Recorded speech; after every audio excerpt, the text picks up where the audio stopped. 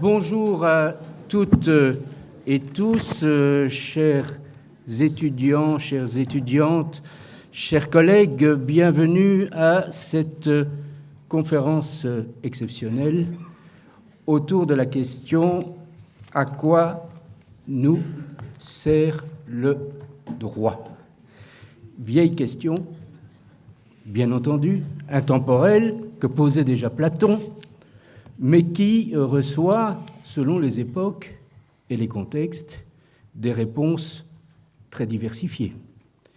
Et il est incontestable qu'aujourd'hui, nous vivons une période de grande perturbation concernant le rôle du droit dans les sociétés démocratiques. Problème de globalisation, problème aussi de relations entre le pouvoir politique et le pouvoir judiciaire. Pour nous en parler, deux très grands spécialistes francophones de ces questions, Jacques Commaille, d'une part, à ma droite, et François Host, d'autre part, à gauche, qui l'un et l'autre ont simultanément, c'est un signe des temps, et sans se concerter, publié à peu près au même moment, simultanément, c'est vraiment très simultané, deux livres qui portent pratiquement le même titre. À quoi nous sert le droit, Jacques Commaille. À quoi sert le droit, François Host. L'un est sociologue, Jacques Commaille, l'autre théoricien du droit, mais le sociologue est intéressé à la philosophie du droit et au contenu juridique. Ce n'est pas un sociologue, comme on dit, purement externaliste. Et l'autre théoricien du droit affirme et démontre tout au long de son ouvrage son intérêt pour la sociologie du droit. Donc, deux points de vue différents, mais avec de très nombreux croisements qui produisent quand même deux ouvrages très différents sur la même question, à quoi nous, entre parenthèses, sert le droit. Alors, nous allons donc vous proposer ici une sorte, non pas de confrontation, mais de débat.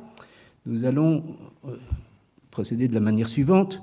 Nous leur avons posé, Julie Ringelheim et moi-même, trois questions, en leur demandant d'y répondre brièvement l'un et l'autre.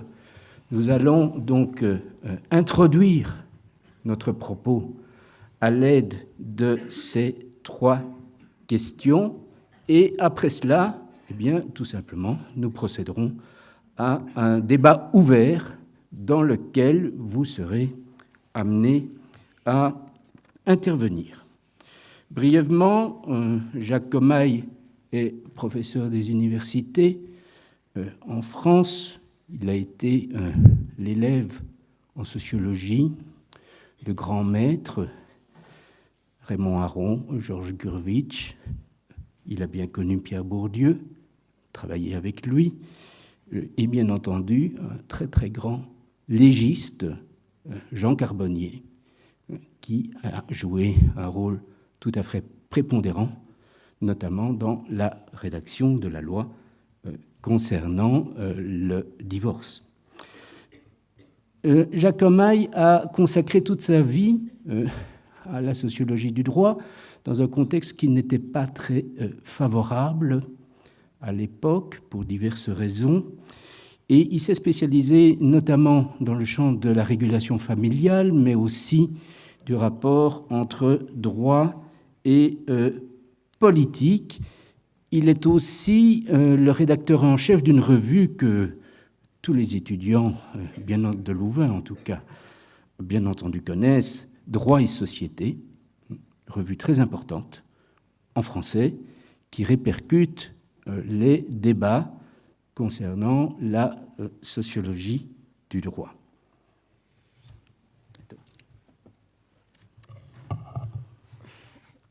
Et nous avons également avec nous ce soir, nous avons l'honneur de recevoir François Host, qui est professeur de philosophie du droit à l'Université Saint-Louis. François Host est juriste et philosophe, avec une spécialisation en droit économique. Il a réalisé sa thèse ici à l'UCL, et je pense que ça reste un cas unique dans l'histoire de l'université, puisque c'est une thèse réalisée à 4 mains avec Jacques Lenoble, qui a été publié et qui reste encore aujourd'hui un ouvrage de référence, Droit, mythe et raison. Mais ce n'est que le premier d'une longue série d'ouvrages, puisque François Host est l'auteur de près de 20 livres et de centaines d'articles sur des sujets très différents, notamment plusieurs ouvrages rédigés avec Michel van de Kerkhove. De la pyramide au réseau est un ouvrage très influent, est un livre qui est devenu et qui est toujours un livre de référence. François Host s'est intéressé dans plusieurs ouvrages au droit dans sa globalité, au droit en tant que système, mais également à des sujets plus spécifiques, les rapports entre le temps et le droit, par exemple, et plus récemment, les rapports entre le droit et la littérature, qui l'ont conduit au-delà du droit, à s'intéresser en particulier à la question de la traduction, qui a donné lieu à un très beau livre, Traduire, défense et illustration du multilinguisme, et puis son tout dernier livre dont nous allons discuter aujourd'hui, À quoi sert le droit ? François Host a marqué la philosophie du droit la philosophie contemporaine du droit en Belgique et à l'étranger. Et il est également le directeur de l'Académie européenne de théorie du droit. Donc nous sommes très heureux de le recevoir aujourd'hui. Comme vous l'a dit Jean Demarque, nous allons commencer pour lancer la discussion par poser l'une à la suite de l'autre 3 questions qui nous semblent 3 questions majeures qui touchent à des préoccupations communes aux 2 ouvrages, même si elles sont traitées de façon assez différente dans chacun de ces ouvrages. Alors, je vais commencer par la première question que vous voyez inscrite derrière vous. La première question, qui touche le titre même des 2 ouvrages, « À quoi sert le droit ?» C'est une vieille question qui occupe depuis longtemps les penseurs du droit. Pour certains, alors différentes théories ont été proposées. Pour certains, le rôle du droit est d'abord de garantir l'ordre ou de stabiliser les comportements dans une société. Pour d'autres, c'est avant tout de régler les conflits. Pour d'autres encore, il s'agit de dire la justice ou de garantir la démocratie. Notre première question est tout simplement, quelle est votre position sur cette question ? Comment concevez-vous le rôle du droit dans les sociétés contemporaines ? Je vais d'abord m'adresser à François Host, et ensuite nous entendrons la réponse de Jacques Commaille. Voilà, bonjour à tous et à toutes. Venez réfléchir sur le droit par cette belle après-midi printanière et courageux. Je suis ravi de pouvoir retrouver ici mon vieil et grand ami Jacques Commaille. Je remercie sincèrement Jean Demarque et Julie Ringelem, ainsi que les autorités de la faculté de droit, pour cette invitation qui me donne aussi l'occasion de découvrir certains étudiants que je ne connais pas et de revoir avec plaisir certains étudiants de Saint-Louis que je connais. Alors, le timing est serré, j'ai pas mal de choses à dire. Le livre fait 578 pages, donc je vais essayer d'être concis. À quoi sert le droit ? Cette question m'a littéralement occupé pendant 3 ans. Il y en a qui se rasent le matin en pensant s'ils vont devenir président de la République. Moi, il n'y a pas un matin pendant ces 3 ans où je ne me suis pas posé la question à quoi sert le droit. J'avais sur mon bureau une farde qui n'a pas cessé de grandir. C'était en parallèle avec une recherche menée dans le cadre du Fonds de la recherche fondamentale collective sur la concurrence des normativités. Dans le cadre de cette recherche, bon nombre d'études empiriques s'accumulaient qui n'étaient pas très rassurantes sur la place qu'occupe le droit aujourd'hui. Et plutôt que d'accumuler une étude de plus, je me suis offert le luxe de 3 années de recul pour poser, mais vraiment dans toute sa radicalité, cette question impertinente, à quoi sert le droit, en partant très sincèrement de l'hypothèse que peut-être il ne servait à rien, peut-être qu'il n'avait pas servi au début, maintenant forcément il existe donc il doit bien servir à quelque chose, et peut-être que demain il ne servira plus à rien. Donc je vous demande un instant de vous mettre en pensée devant la radicalité de cette question.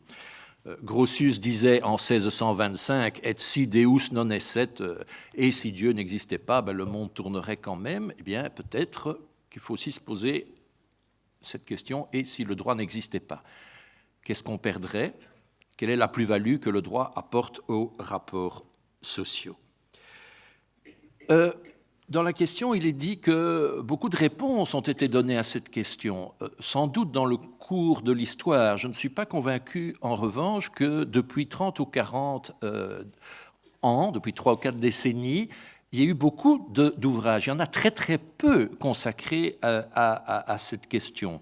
Quand on a cité Luhmann, Ferrari, Noro, et puis alors tout récemment, Jacques Comaille et moi qui avons travaillé là-dessus, mais il y a peu de choses. Et c'est une première question. Pourquoi si peu de réponses, pourquoi si peu de traitement de cette question? Peut-être parce que les réponses qui nous viennent à l'esprit sont d'une banalité affligeante. Quand on a dit le droit sert à pacifier les rapports sociaux, guider les conduites, régler les conflits, on n'a plus grand-chose à dire. Ensuite, on affronte toutes sortes de pièges. À quoi sert le droit? Du coup, on risque de tomber dans une sorte d'essentialisme philosophique ou de fonctionnalisme sociologique. Ou alors, ce qui peut décourager le travail, c'est l'abondance des réponses. Danielle Lochac, une juriste française à laquelle on posait cette question, répondait « le droit sert à tout et n'importe quoi ». Donc, le danger, au fond, c'est de prêter tantôt trop peu au droit. Assimiler le droit avec toutes les choses que nous aimons, la démocratie, la justice, ou au contraire, comme les marxistes jadis, dire le droit c'est seulement la couverture idéologique de rapports de force déterminés par une logique économique. Donc lui prêter trop ou trop peu. Et c'est aussi le problème de se situer vraiment au niveau d'une théorie du droit qui fasse sa place aussi à côté à une théorie de l'éthique et à une théorie politique. Donc c'est un niveau intermédiaire qui n'est pas si facile de faire justice au droit entre une réflexion éthique et une réflexion politique. Alors, face à toutes ces difficultés, mon premier travail a été celui d'une clarification conceptuelle. En effet, nombreuses sont les notions qui se pressent au portillon pour traiter cette question. Les rôles, les projets, les finalités, les missions, les effets, les usages, tout ça tourne autour de la question « à quoi sert le droit ?» Et puis il y a les fonctions instrumentales et symboliques, les fonctions manifestes et latentes, les dysfonctions, les fonctions négatives. Alors de tout cela, j'ai, après pas mal d'errements, décidé de conserver 3 axes qui forment les 3 parties du livre, usage, fonction, finalité. Ce qui me permettait d'aborder la question comme je le voulais et dans la ligne des travaux du séminaire interdisciplinaire d'études juridiques qui, depuis 40 ans, essaye d'aborder le phénomène juridique de façon interdisciplinaire. Vous l'aurez compris, les usages, c'est une approche de sciences sociales, les fonctions, c'est une approche de théorie du droit, tandis que les finalités nous amènent à réfléchir du point de vue d'une philosophie, d'une éthique juridique. Donc je tiens beaucoup à l'articulation de ces 3 perspectives pour effectivement rendre justice à la complexité de la question. Question complexe, mais en même temps question simple. Prenons l'exemple d'une voiture. À quoi sert une voiture? Sa fonction est d'être un engin automobile, un engin qui se déplace tout seul. Ses usages sont extrêmement variés. On peut utiliser une voiture comme œuvre d'art, comme logement, comme arme. Ces finalités aussi dépendent de nos choix fondamentaux, loisirs, transport, usage professionnel. C'est la même complexité qui se retrouve pour le droit, avec, pour ce qui concerne les finalités du droit, une difficulté supplémentaire qui demande une nuance. J'ai dû distinguer dans ce livre ce que j'appelle les finalités extrinsèques, mais qui débordent le droit, que le droit n'épuise pas. C'est la démocratie, c'est la justice. Et puis il y a les finalités intrinsèques, qui sont la manière dont le droit met en œuvre ses fonctions propres pour satisfaire telle ou telle de ses finalités extrinsèques. Par exemple, comment mettre en œuvre les fonctionnalités du droit pour atteindre des objectifs de justice ou de démocratie. Mais je ne veux pas être idéaliste, et je sais très bien que le droit peut aussi fonctionner au service d'autres types de finalités extrinsèques, moins sympathiques, l'ordre par exemple, ou en 1933 en Allemagne, la promotion du peuple, de la race. Il faut lire à cet égard aussi un livre d'actualité du plus grand intérêt, d'Olivier Jouanjean sur le droit nazi. Il y avait du droit nazi, il y avait des usages et des fonctions de quelque chose qui s'appelait comme du droit. Simplement, les finalités de ce droit ne nous plaisaient pas. Et donc moi, ce que je cherche, c'est de penser quelles sont les finalités intrinsèques du droit si l'on veut le mettre au service de la justice et de la démocratie. Alors, quelques mots pour illustrer quand même ces trois pistes. Les usages. Mais les usages, il faut vraiment les penser de façon plurielle. On peut vraiment faire tout et n'importe quoi avec le droit, du moins si on l'envisage à la fois du point de vue des sujets de droit et des autorités, si on a en tête des usages conformes au droit, mais aussi des usages qui le contournent, voire qui le détournent, des usages conservateurs ou des usages transformateurs. Alors pour les particuliers peuvent utiliser le droit de façon conforme, mais aussi en luttant pour le droit. Ehring, au XIXe siècle, a écrit un bel ouvrage là-dessus, et au XXIe siècle, une sociologue française qui travaille dans la mouvance de droit et société, Liora Israël, a écrit un beau petit livre sur l'arme du droit, donc la façon d'utiliser les outils juridiques contre le pouvoir, contre l'ordre en place, pour arracher des droits nouveaux. On peut aussi, du point de vue des particuliers, se livrer à la désobéissance civile, c'est-à-dire commettre une infraction pour mieux promouvoir les valeurs fondamentales, voire même les articles principaux de la Constitution. Donc, utiliser le droit contre le droit. Désobéir à la loi avec un petit L pour promouvoir la loi avec un grand L. Mais on peut faire, dans le chef des particuliers, des usages du droit nettement moins bien intentionnés, détourner la loi. Lisez la comédie humaine de Balzac à cet égard. On peut abuser du droit. Le concept d'abus de droit existe. C'est un usage qui est abusif.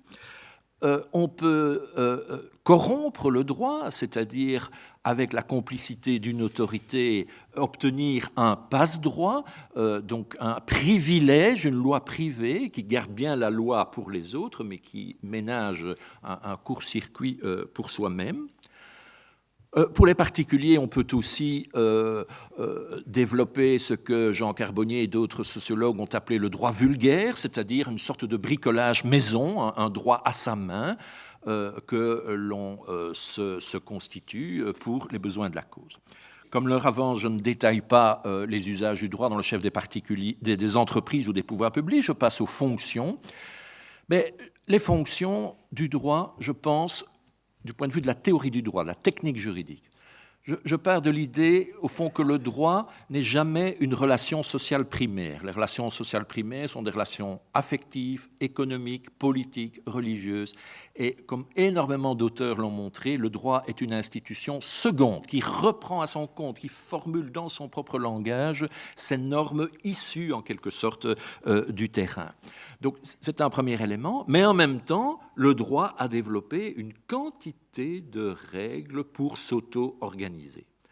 Vous aurez sans doute reconnu la dualité des normes que Hart nous a appris, normes primaires, qui sont la reformulation de ces normes issues du social, et normes secondaires, qui sont des normes d'auto-organisation, des normes de sanction, de changement, de reconnaissance des sources, etc. J'ai transposer cette distinction en ce qui concerne les fonctions, en distinguant des fonctions primaires et des fonctions secondaires, avec le même rapport au social.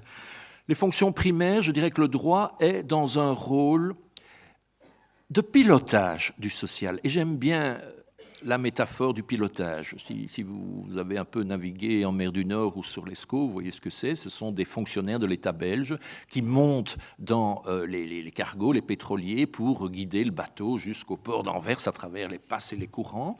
Et c'est très intéressant parce qu'il ne se substitue pas au capitaine, qui reste l'autorité sur le navire, mais tout de même, il est là pour le guider. Eh bien, je trouve que ça répond assez bien à cette idée de secondarité du droit. Dans cette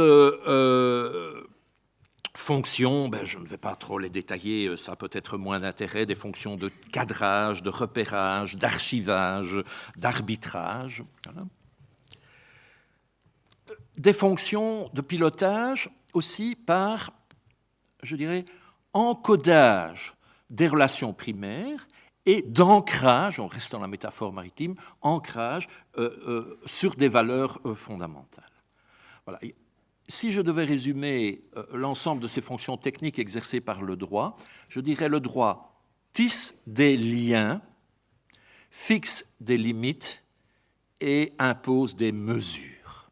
Là, je n'ai pas le temps de détailler, mais je crois que là, on tient quelque chose de solide. Tisser des liens de toutes sortes, en droit de la famille, dans le droit des biens, dans le droit des contrats, des responsabilités. Donc, tisser des liens, fixer des limites et la métafonction par excellence, fixer des mesures. À ce stade-là, le stade des fonctions après le stade des usages, on n'a pas encore dit quel était le bon droit, on ne s'est pas encore prononcé en termes de valeur, de préférence. Ces usages du droit et ces fonctions dont je viens de parler sont susceptibles du meilleur et du pire. Aussi faut-il finalement s'élever au troisième niveau, le niveau des finalités, que j'appelle intrinsèques, non pas parce que le droit serait idéal et le réaliserait toujours, je ne veux pas être idéaliste ou essentialiste, je dis c'est si politiquement nous faisons le choix de la démocratie et de la justice, alors comment faut-il infléchir le droit?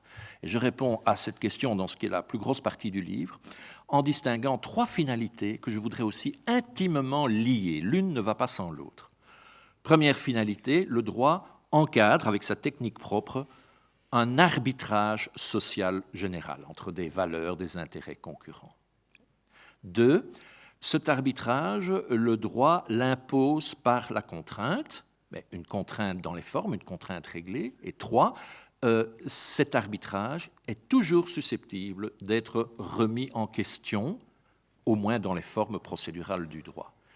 Et j'insiste surtout sur le lien dialectique entre ces trois finalités. Si l'une s'hypertrophie, ce sera au détriment des deux autres et ça ne sera certainement pas satisfaisant. Si j'ai encore 2 minutes, merci. Toujours un peu rhétorique quand on pose cette question. Merci quand même. 2 minutes, je détaille les trois finalités. En ce qui concerne l'arbitrage général, d'abord, ça nous évoque l'image de la balance, bien sûr, qui est au cœur, qui est dans l'ADN du droit, l'idée de proportionnalité, l'idée de mesure que l'on retrouve.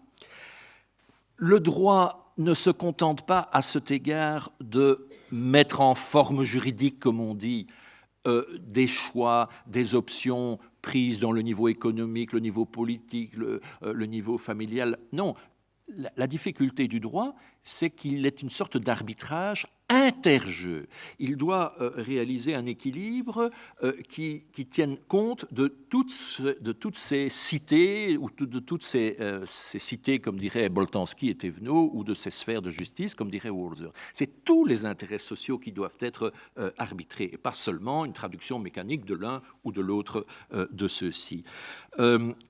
Patrice Durand, qui est un politologue français que Jacoma et moi nous aimons beaucoup, parle à cet égard d'un rôle de coordination, de médiation générale du droit. Et Habermas, le philosophe sociologue du droit allemand, parle à cet égard d'un rôle de traduction générale. J'aime bien cette idée. Le droit est comme notre langue usuelle, ce discours normatif qui doit être capable de traduire, au fond, les sous-langages des différents sous-systèmes sociaux. Et troisième réflexion sur cet équilibre général, je ne le vois pas, pour ma part, comme une espèce de médiocre voie moyenne, compromis par le bas. Dans cette dernière partie normative, plus idéaliste, eh bien, je souhaiterais que cet équilibre que réalise le droit, cette traduction, cet équilibre se fasse par le haut et au moins ait comme objectif la construction d'un intérêt général ou de quelque chose comme un bien commun. Alors, en disant ça, je n'oublie pas du tout les usages qui peuvent être très éloignés de cet idéal. Il faut penser les deux à la fois. Deuxième finalité, c'est l'aspect sanction, c'est l'aspect contrainte, bien sûr. Le droit n'est pas une académie de philosophie morale. Le droit a pour vocation d'avoir prise sur le social, y compris, le cas échéant, par la contrainte. Mais c'est une violence dont Max Weber disait qu'elle était légitime. Monopole de la violence légitime. Pourquoi légitime ? Parce qu'elle est elle-même, cette violence, elle est encadrée par des règles, et parce que les autorités s'y soumettent. C'est la définition de l'état de droit. C'est la définition de l'état de droit qui est censée générer la confiance. On accepte l'autorité, mais on fait confiance parce qu'on sait que le tout est réglé par des règles et que l'autorité est censée s'y soumettre elle-même. Enfin, troisième finalité, c'est celle qui a de loin ma préférence. Je trouve que c'est ce qui est vraiment de plus sympathique dans le droit, c'est cette mise en scène permanente du débat. Jean Carbonnier disait que le droit était une mise en question organisée, une institution de la contestation. Ce n'est pas évident de dire ça. Beaucoup de gens pensent que le droit, c'est l'ordre établi. Eh bien, quand on y réfléchit, le droit nous donne aussi les instruments, pacifiques évidemment, mais les instruments de remise en cause de l'ordre social, notamment, et on en reparlera longuement dans la troisième question, sous la forme judiciaire. Je termine ce point. Vous pourriez me demander en 578 pages à quoi sert le droit. Et je réponds sous la forme d'une boutade, mais qui est très sérieux. À quoi sert le droit ? À compter jusqu'à 3. À compter jusqu'à 3, c'est-à-dire à accéder au tiers. Alors, je n'ai pas le temps de développer ici, mais tout ce que j'ai dit peut fondamentalement se ramener à ça, et ce n'est pas si facile de ramener une relation sociale binaire au tiers, qui est la figure du juge, qui est la figure de la loi au-dessus des parties. Un grand merci, François, pour ce tour de force d'avoir résumé 578 pages en un quart d'heure et puis finalement en une seule phrase. Je vais passer tout de suite la parole à Jacques Commaille, qui va nous donner son point de vue sur cette question qui part d'une démarche assez différente et qui, j'imagine, va donner lieu à une réponse assez différente également. Merci beaucoup. Permettez-moi d'abord de rejoindre les propos de François Host tout à l'heure, les propos liminaires. Quel moment assez extraordinaire dans une longue histoire effectivement d'échanges, de collaboration et d'amitié que de se retrouver grâce à Jean Deminck et à Julie Ringelheim dans cette assemblée impressionnante. Effectivement, je suis... Mon oreille de sociologue pointe et je dis que tout ça ne doit pas être un hasard, très probablement, et il conviendra de l'analyser sociologiquement. En tous les cas, voilà, je reprends votre question et ma réponse est inspirée par, je me permets de le rappeler, par un positionnement de chercheurs de sciences sociales qui est aux frontières de la sociologie, de la science politique et du droit, et qui, effectivement, depuis un certain temps, porte un intérêt particulier au droit et, je dirais, à attraper le virus d'une passion du droit, pour reprendre le terme effectivement employé, le titre d'un ouvrage de Jean Carbonnier. Et donc, pour répondre à la question « Comment concevez-vous le rôle du droit dans les sociétés contemporaines ?» je tente de me situer, c'est ce que je tente de faire dans mon ouvrage, dans la filiation des grandes figures fondatrices de la sociologie, des sciences sociales, qui accordaient au droit d'une très grande importance, faisaient du droit effectivement un révélateur privilégié des transformations des sociétés. Mais le droit n'est pas, pour moi, dans mon ouvrage, n'est pas simplement un instrument de connaissance. Pour moi, il est un élément constitutif du politique, au sens où, dans le type de domination légale rationnelle de Max Weber, la légalité est au fondement de la légitimité du politique. Donc, vous l'aurez compris, pour moi, le rôle du droit dans les sociétés contemporaines est un rôle très important, est un rôle majeur, stratégique, et il est stupéfiant, effectivement, que la sociologie contemporaine, après le grand départ des figures fondatrices, l'ait oubliée, et que la science politique française, en tous les cas, également, et pendant très longtemps, ignoré le droit et les formes de mise en œuvre du droit, les mises en œuvre dans le cadre de la justice notamment. Mais au-delà donc de cette position de principe, la réponse à la question, comment concevez-vous le rôle du droit dans les sociétés contemporaines, de mon point de vue, doit prendre acte d'une part ce que j'appellerais très rapidement une crise de croyance dans le droit, d'autre part d'une crise de légitimité du politique qui est liée aussi à cette crise de croyance dans le droit. Crise de légitimité du politique et notamment du modèle de la démocratie représentative.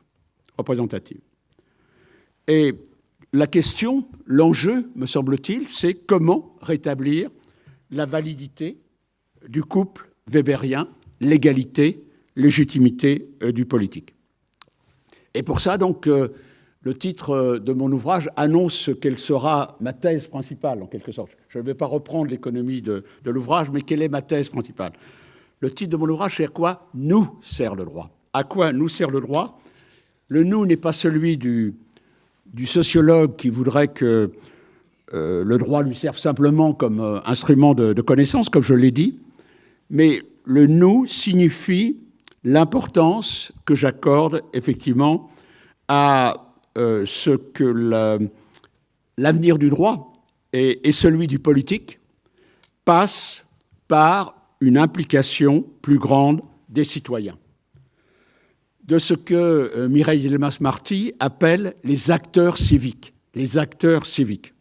Comment le droit peut servir à nouveau le politique en rompant avec la fiction que le droit n'est que l'affaire des détenteurs de pouvoir, celle d'un législateur avec un L majuscule mythique, d'une raison avec un R majuscule, et donc d'experts ou de sages qui seraient en quelque sorte seuls en mesure de définir ce que doit être le droit, et un droit aussi comme une morale.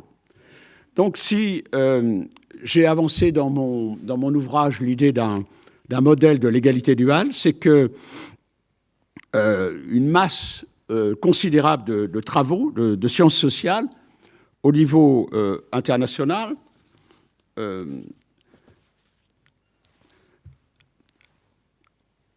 souligne qu'à côté d'un droit comme raison, participant d'une représentation dominante encore imprégnée de l'absolutisme juridique ou de la l'égolatrie, comme l'appelle un historien du droit, de la période historique de la modernité, donc du culte des codes, qu'à côté donc de ce droit mythifié et mystifiant d'une certaine façon, en état d'apesanteur par rapport aux réalités des sociétés, existe ou se manifeste de plus en plus un droit connecté au social, un droit social au sens où l'entendait Georges Gurvitch, un droit activé par les sociétés dans leur extrême diversité.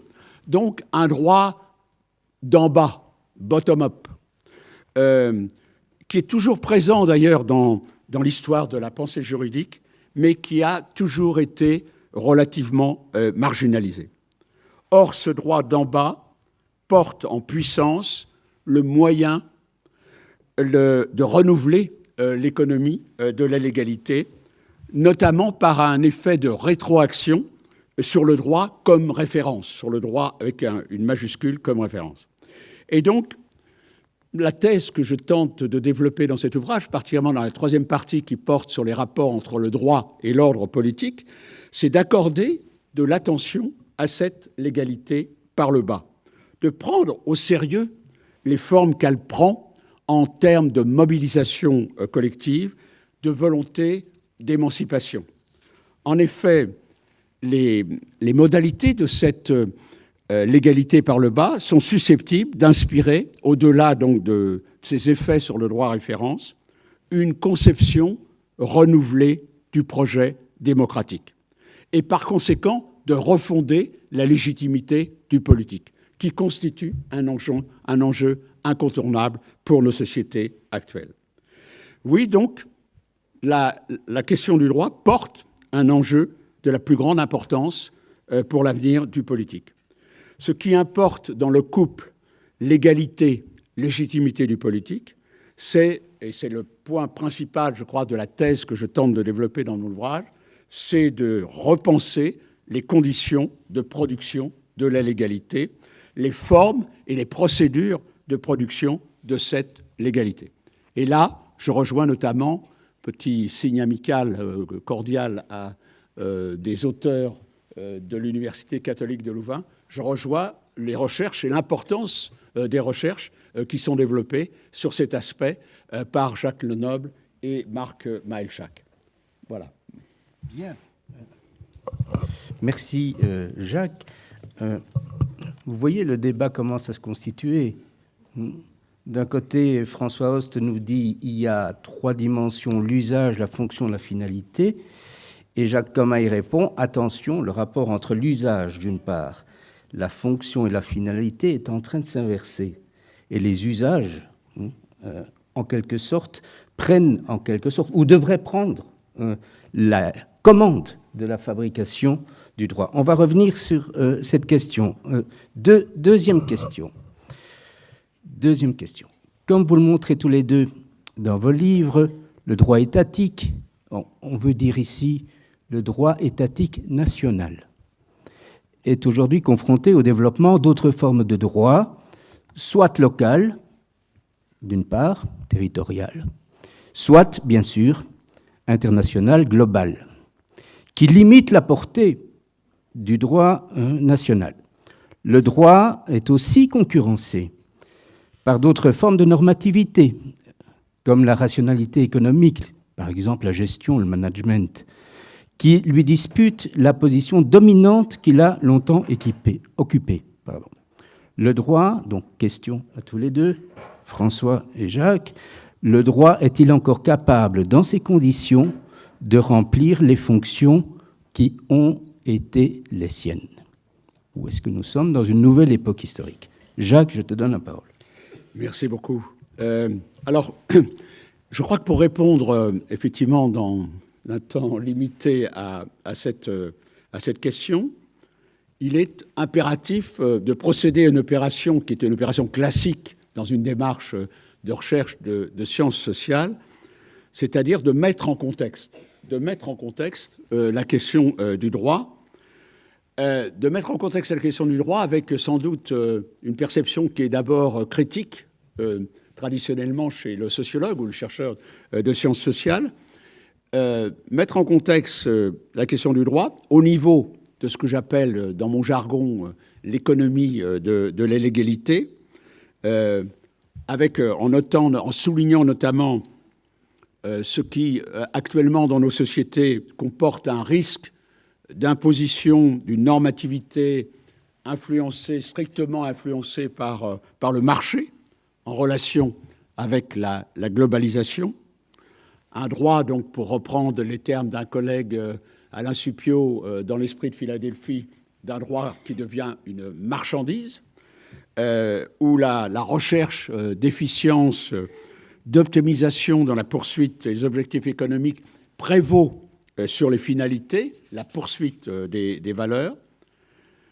Risque aussi d'avènement ce qu'on pourrait appeler une normativité gestionnaire, donc d'accroissement des dispositifs de gestion, d'évaluation, de classement, où le droit est une sorte de simple instrument avec des visées uniquement pratiques, avec l'apparence d'une neutralité axiologique, et donc qui s'inscrit dans le cadre d'un règne de bureaucrates ou d'experts, et donc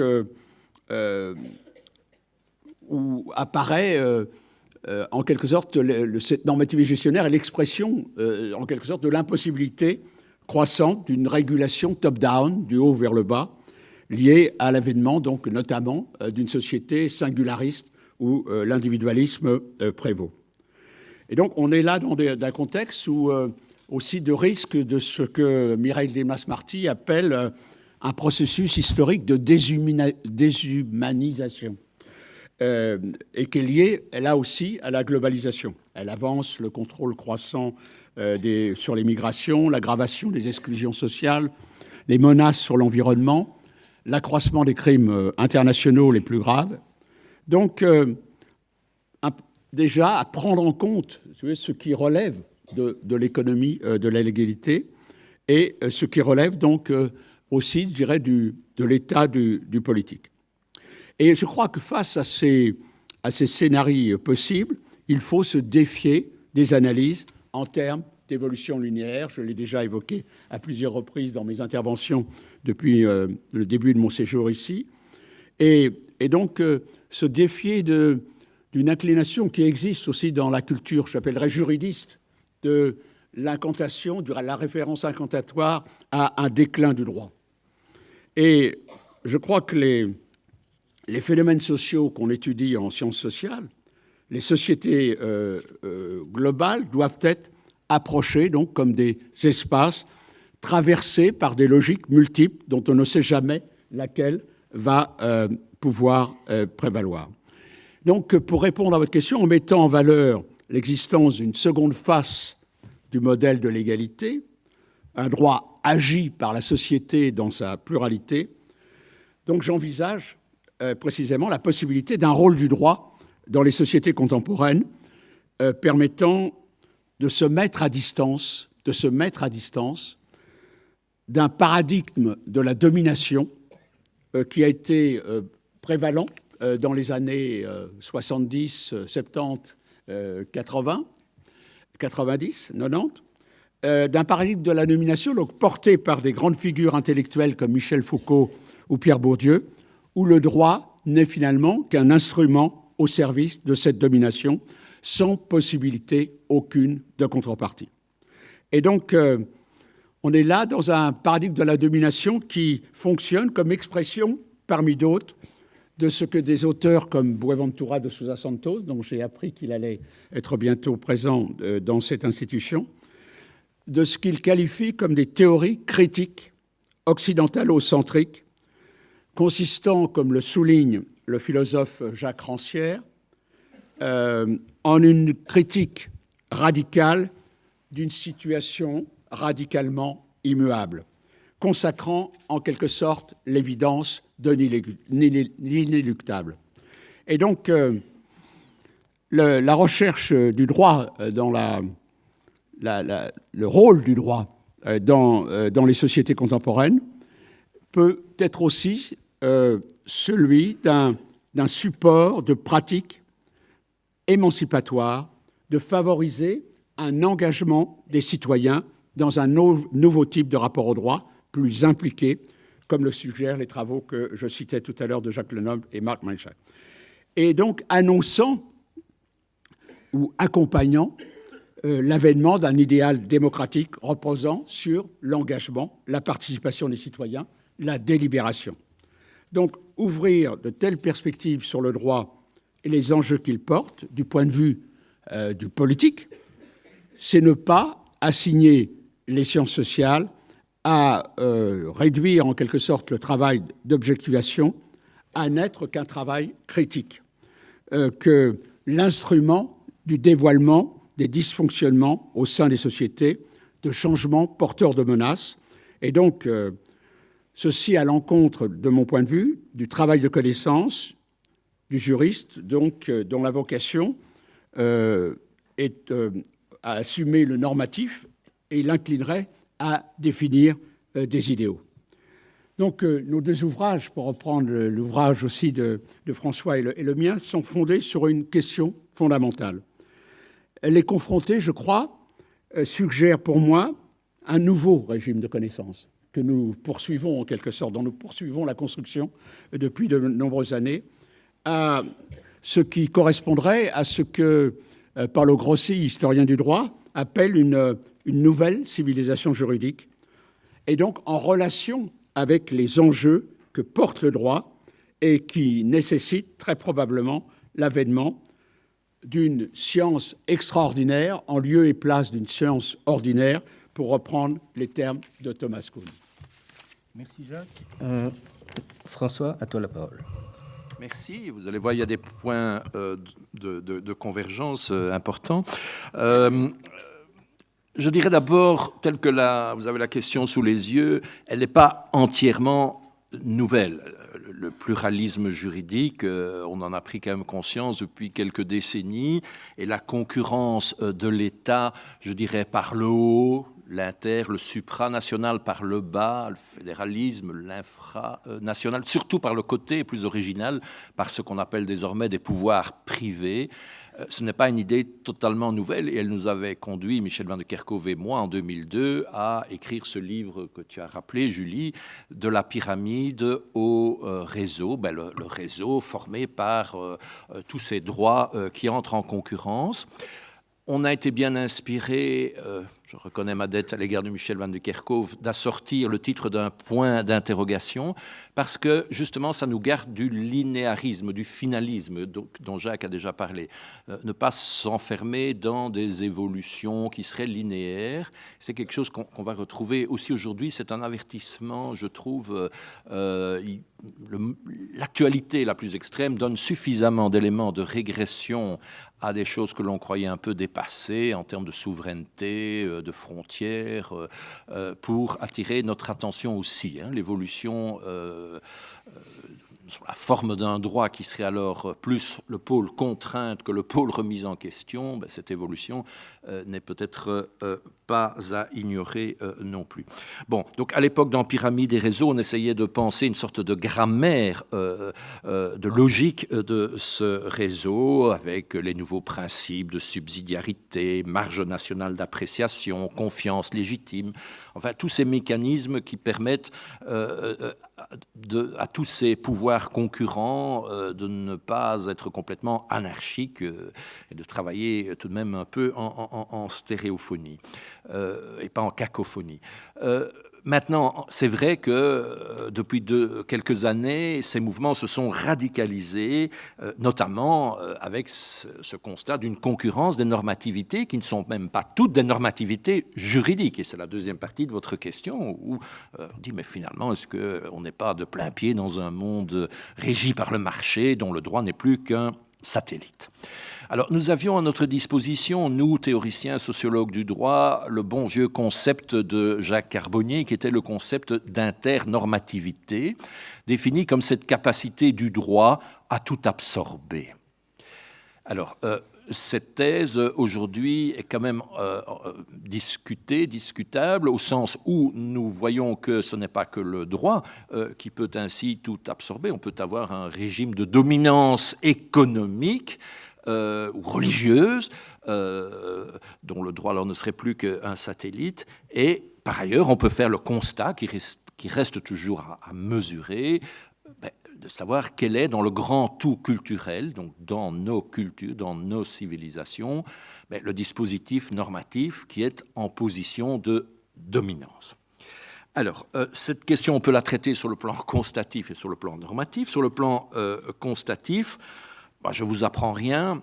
Ce n'est pas que nous soyons confrontés à moins de normes, au contraire, notre vie quotidienne est saturée de normes, mais c'est qu'évidemment, on peut s'interroger sur ce qui reste de leur juridicité. Et le constat est fait un peu partout. Plein d'ouvrages sont écrits qui nous invitent à réfléchir à une gouvernance par les nombres, par les standards, par les instruments, par les indicateurs, par les nudges, dit-on maintenant, le coup de pouce, ces quasi-normes, ou alors ces normes matérielles qui sont inscrites dans le dispositif même des choses. Votre voiture qui ne démarre pas si vous n'avez pas le permis de conduire, ou qui s'arrête si vous dépassez telle vitesse. Donc des dispositifs qui nous qui sont plus des dispositifs juridiques, au sens où ils ne s'adressent plus à des hommes et des femmes libres et raisonnables, mais qui sont vraiment des dispositifs disciplinaires, qui s'imposent en quelque sorte malgré vous. Donc on fait partout le constat de cet envahissement de nos vies par des normes dont on peut s'interroger sur la juridicité. L'empire du droit se réduit, on pense à Dworkin, et les normes juridiques qui restent voient peut-être leur emprise, c'est-à-dire leur nature s'adultérer. Enfin, je suis bien d'accord avec Jacques pour dire pas d'incantation sur le déclin du droit, il faut réfléchir face à ce constat.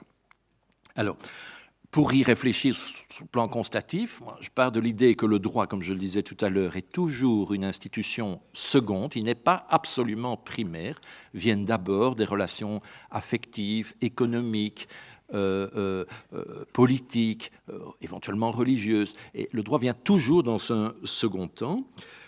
Deuxième constat préalable, je dirais que toutes les sociétés ont toujours montré un dispositif dominant avec d'autres dispositifs autour, plus ou moins satellisés. Et le droit n'a pas le monopole des normes. On peut vivre dans un monde normé par l'économie ou normé par la religion. Alors, ça ne veut pas dire que les autres dispositifs disparaissent, simplement ils passent à l'arrière-plan, ils sont comme potentialisés. Et ils gravitent autour, ils sont pris dans la gravitation du système central et leur contenu est forcément contaminé par le discours dominant du dispositif normatif qui est central. Mais même lorsqu'on est satellisé, on peut quand même continuer à exercer une influence sur la normativité centrale. Par exemple, dans des mondes très laïcisés comme les nôtres, déchristianisés, on a pu montrer, même Guy Archer montre que, par exemple, les droits de l'homme doivent beaucoup au passé chrétien de l'Occident, aux Lumières aussi d'ailleurs. Mais enfin, donc on voit que même potentialisé, mis à l'arrière-plan, un dispositif normatif peut continuer à exercer une fonction dans la culture générale. Alors, comment penser aujourd'hui donc, ces rapports entre le droit et ces autres dispositifs normatifs? Je dirais qu'il y a 3 cas de figure possibles. Ou bien, il y en a un qui exerce une hégémonie sans partage, qui prétend, je crois que ça n'arrive jamais, je n'y crois pas à ce modèle, mais qu'on l'ait imaginairement cru et à certains moments pensé et imposé, sans doute. Voilà, la querelle du pape et de l'empereur dans l'Ancien Régime. Je pense que à la Révolution française, on avait des sociétés, suite aux Lumières, qui étaient des sociétés très juridiques, qui marchaient au droit, où la religion était admise dans les limites du concordat, où l'économie se prospérait dans les frontières du Code civil et les frontières nationales. Au XIXe siècle, des gens comme Comte ou Proudhon ont pu annoncer l'arrivée d'un droit d'ingénieur et annoncer la substitution du gouvernement des choses par des ingénieurs, des experts. Donc l'administration des choses allait remplacer le gouvernement des hommes. Hayek et toute l'école de Chicago au XXe siècle considèrent vraiment que l'économie donne le ton. Une citation de Hayek: « Les seuls liens qui maintiennent l'ensemble d'une grande société sont purement économiques. C'est l'ordre du marché qui rend possible la conciliation pacifique des projets divergents. » Bon, ça c'est un modèle qui est en position totalement hégémonique. Un autre modèle auquel je ne crois pas plus, c'est un modèle d'étanchéité des sphères, de segmentation, comme si chacune prospérait indépendamment des autres. Alors qu'est-ce qui reste? C'est un modèle évidemment intermédiaire, c'est un modèle qui insiste sur, qui montre l'enchevêtrement des sphères et qui pense alors les types de rapports qu'ils peuvent exercer, un peu. On a toujours intérêt à comparer le droit et la langue. C'est un peu comme ce qui se passe dans la confrontation des langues sur le grand marché linguistique. À certains moments, le français a dominé l'anglais. Aujourd'hui, c'est l'inverse avec le franglais. Donc, il n'y a pas de disparition, il y a enchevêtrement et contamination. De nouveau, Patrice Durand écrit à cet égard-là, lorsqu'il pense les rapports entre le management et le droit, il dit que le droit est cadre, objet et outil, cadre, objet et outil du management, et inversement. Donc il y a vraiment enchevêtrement. Alors, sur le plan normatif, qu'est-ce qu'on peut souhaiter? Quel est le rôle qu'on peut souhaiter pour le droit dans ces grands glissements de dominance entre sphères normatives concurrentes dans le grand tout culturel? Mais je dirais d'abord que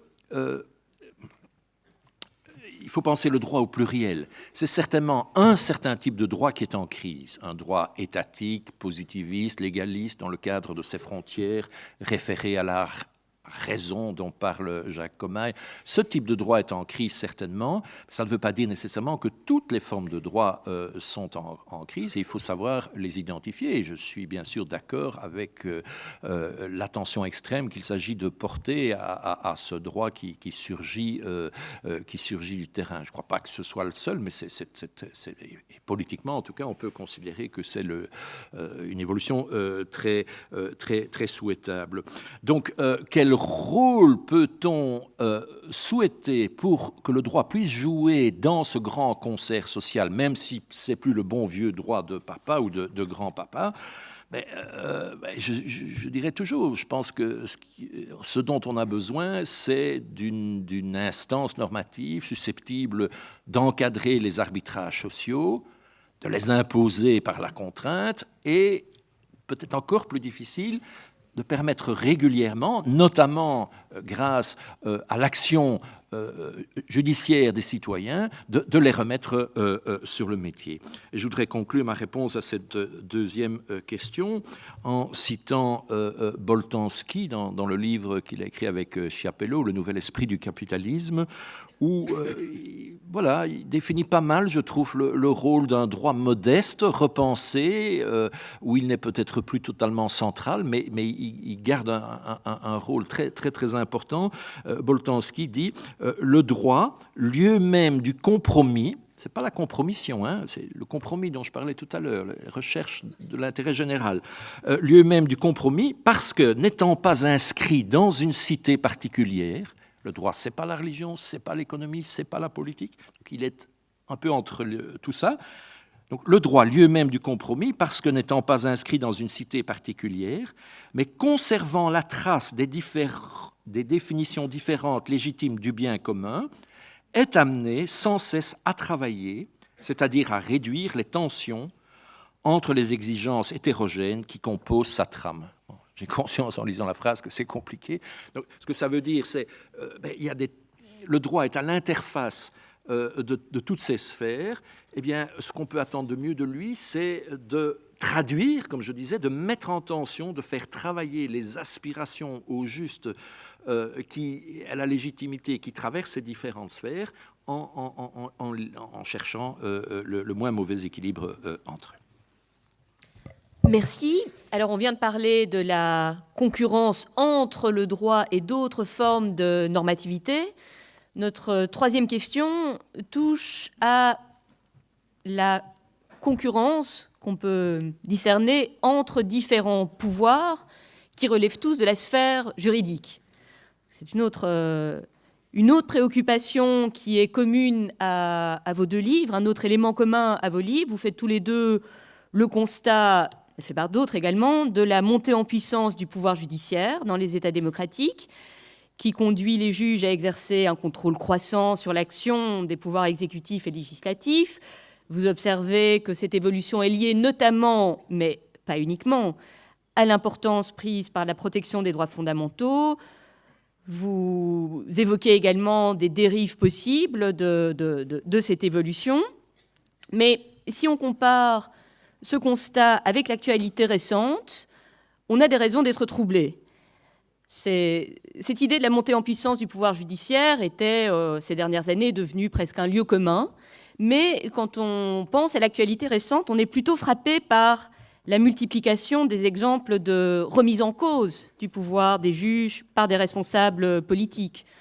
On pense naturellement aux attaques de Donald Trump contre le juge qui a décidé la suspension de son premier décret et maintenant de son deuxième décret interdisant l'entrée des États-Unis aux ressortissants de certains pays musulmans, mais aussi aux déclarations récentes de candidats à l'élection présidentielle en France.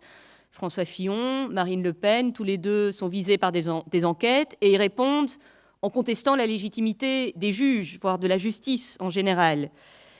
Et peut-être plus préoccupant encore, on peut penser aussi aux réformes qui ont été adoptées par les gouvernements hongrois et polonais pour réduire les pouvoirs de la Cour constitutionnelle de leur pays. Et dans tous ces cas, un élément commun, c'est l'opposition qui est mise en avant entre la souveraineté populaire, la légitimité tirée des élections et le pouvoir du juge, qui lui fonde sa légitimité sur sa mission de gardien des principes fondamentaux. Et c'est au nom de cette légitimité populaire qu'on voit ces responsables politiques contester les décisions prises par des juges. Alors notre question est, s'agit-il de quelques manifestations de plus d'une tension qui est peut-être inhérente à la démocratie entre ces deux types de légitimité ? François Host parlait tout à l'heure de la mise en scène du débat qui est inhérente à un droit qui se donne pour finalité de protéger la démocratie. Donc s'agit-il d'exemple d'un phénomène qui est assez ancien, ou assiste-t-on à un véritable basculement qui remettrait en cause la place prise par les juges dans nos systèmes démocratiques, et dans ce cas, avec quelles conséquences, selon vous, pour les rapports entre le droit et la démocratie ?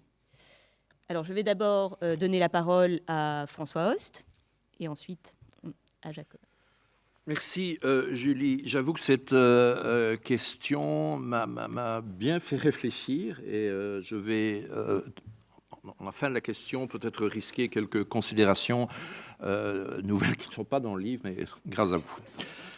Le sens général de ma réponse, c'est d'une part de constater que cette montée en puissance du juge depuis quand même maintenant un certain temps, dans cette fonction de contrôle notamment des deux autres pouvoirs, on peut espérer aussi dans une fonction de contrôle des pouvoirs privés qu'il ne faut jamais ignorer, cette montée en puissance des juges illustre parfaitement, c'est pas la seule forme, mais illustre parfaitement ma troisième finalité de remise en question, cette capacité du droit de se réfléchir dans le cadre d'une procédure. Cette inscription du conflit, c'est un terme qu'on n'a pas encore peut-être beaucoup utilisé ce soir, mais pour moi c'est central dans l'ADN du droit, cette inscription du conflit, mais un conflit procéduralement réglé au cœur même du droit. Donc ça c'est ma première idée. Deuxièmement, je rappellerai très succinctement quelques manifestations de cette montée en puissance du juge. 3, comme l'a fait Julie, je prends acte également des critiques, des contournements dont ce pouvoir, des réductions dont ce pouvoir judiciaire fait l'objet. Et enfin, j'arrive, pour terminer, et dans les 10 minutes, j'arrive à votre question, c'est qu'est-ce que ça nous apprend peut-être de nouveau sur le rapport complexe entre droit et politique. Alors, premier point, effectivement, cette montée en puissance des juges illustre la fonction de recours, la fonction de mise en question du droit. Et ça me donne l'occasion de vraiment souligner une thèse à laquelle je tiens très fort, c'est que si le droit a pour objectif final de pacifier les rapports sociaux, c'est par le conflit qu'il y arrive. Il faut accepter ce paradoxe. Nous, juristes, sommes vraiment les opérateurs du conflit, qu'il s'agisse des opérations de vote en matière législative ou de la juridiction, devant le juge, donc une décision de justice, il y a chaque fois un affrontement entre points de vue, et cet affrontement se retrouve au niveau des controverses doctrinales et à bien d'autres niveaux. Donc il y a toutes sortes de conflits internes au droit aussi. Le droit n'est pas un long fleuve tranquille, comme le disait le regretté François Rigaud, qui parlait de conflits de normes. Et le droit progresse grâce à cela. On est parfaitement en phase avec des bonnes définitions de la démocratie, celles de Claude Lefort ou de Paul Ricoeur, par exemple. Ricoeur qui dit la démocratie tend à la paix sociale, au consensus, à l'accord, mais c'est en rendant visible le conflit qu'elle peut lui trouver finalement une issue pacifique. Alors, effectivement, depuis quelques décennies, le juge a pris une part majeure dans cette évolution. L'État social avait son juge entraîneur qui ne se contentait pas d'appliquer les lois et de trancher entre des droits subjectifs. Le juge entraîneur, c'est le juge qui accompagne les politiques publiques de l'État et cherche à maximiser les intérêts des partis. Vous voyez qu'on est dans un autre langage. On parle de politique publique plutôt que de loi. D'intérêt, c'est plus large que les droits subjectifs. Donc, c'est des pouvoirs accrus du juge. Un tribunal de commerce, avec les faillites qu'on étudiait il y a 30 ou 40 ans, des nouveaux dispositifs juridictionnels qui étendaient le pouvoir du juge dans cette ligne de l'État social. Bien sûr, le rôle des cours constitutionnelles, bien sûr, les 2 cours européennes, avec pour effet que les litiges confiés aujourd'hui aux juges ne sont plus micros entre Pierre et Paul, Jacques ou Jean, mais sont des questions du genre est-ce que le Brexit doit, oui ou non, passer devant le Parlement britannique? Est-ce que le décret présidentiel qu'on vient de rappeler de Trump est acceptable? Est-ce que la Banque centrale européenne a le pouvoir donc de mener des opérations sur titre pour voler au secours de l'euro? Ce sont des questions que, par exemple, la Cour constitutionnelle allemande a dû affronter. Reconnaissons que les enjeux sont considérables. Et puis surtout, c'est un point que Jacques souligne fortement, les actions d'intérêt collectif, les causes significatives portées par les mouvements de citoyens. Un exemple, en Belgique et en Hollande, Klimaatzaak, donc en matière environnementale, un groupe de défense de l'environnement se souvient du bon vieil article 1382 et a le culot de demander à un petit juge de condamner l'État néerlandais parce qu'il traîne les pieds pour prendre les mesures de réduction des gaz à effet de serre, mesures auxquelles il s'est engagé sur le plan international. Et ça marche. Il y a un recours, l'affaire est pendante, mais ça marche aussi en Angleterre, à un niveau supérieur. Donc là, on voit très bien ce levier juridictionnel actionné par des groupements citoyens. Ceci dit, tout n'est pas rose. Effectivement, c'est mon 3e point, se multiplient aujourd'hui les contestations, les contournements. Parfois, c'est le pouvoir législatif qui casse dans l'œuf une jurisprudence qui est en train de se développer. Pensons à l'affaire Perruche en France, le préjudice d'être né handicapé. Et le législateur a arrêté une jurisprudence qui ne lui plaisait pas. Et le président de la Cour de cassation française, Guy Canivet, écrit « Toute œuvre prétorienne est toujours à la merci d'un trait de plume des assemblées politiques. » Donc il y a une partie de bras de fer. Les conflits de normes au sein du droit, conflits d'autorité. Il y a les critiques adressées à l'activisme des juges, cours constitutionnelles, cours européennes. En Belgique, le professeur Bossuyt, par exemple, a des mots très durs à l'égard de la jurisprudence de la Cour européenne des droits de l'homme, par exemple. Les nominations excessivement politiques, elles sont toujours un peu politiques, mais excessivement politiques, par exemple à la Cour suprême des États-Unis. C'est le glaive dans la balance, le glaive du pouvoir qui pèse lourdement sur un plateau de la balance.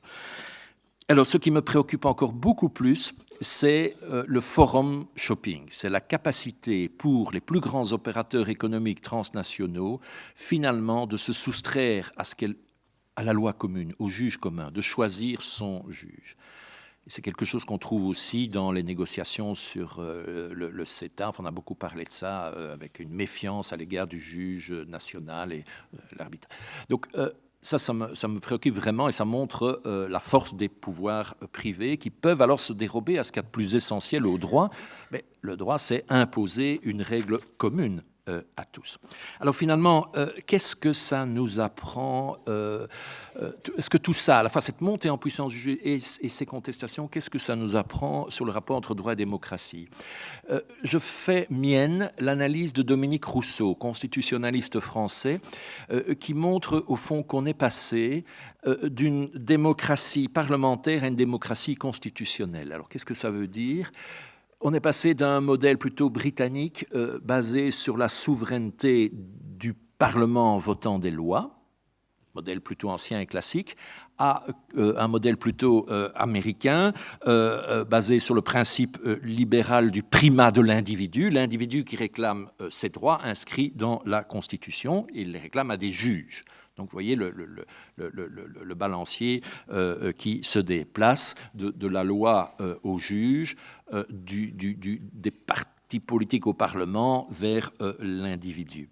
Alors, ça conduit peut-être, et c'est là même les réflexions nouvelles que suscitait votre question, à la fois, toute cette évolution,